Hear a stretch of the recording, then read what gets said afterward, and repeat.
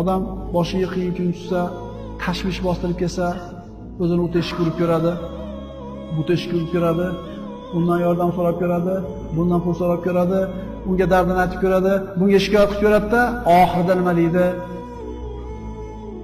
Alloh, endi o'zing borsan endi. Qachon? Oxirida. Siz Alloh deng, mushkulingizni Alloh kimning qo'li bilan qanaqa qilib hal qilib beradi, uni kim biladi? Chunki unga saharlarda hojatlarni so'rab qo'llar cho'ziladi. Qalblar uning marhamatidan umid qiladi. Uning ismini aytib, ko'ngillar taskin topadi, ruhlar orom oladi, asablar tinchlanadi. Uning ismini qalbingdan aytgin. Ishonib unga duo iltijo qilgin. Uning rahmatidan umid qil. U duolaringni eshitib turganiga va albatta ijobat qilishiga ishongin.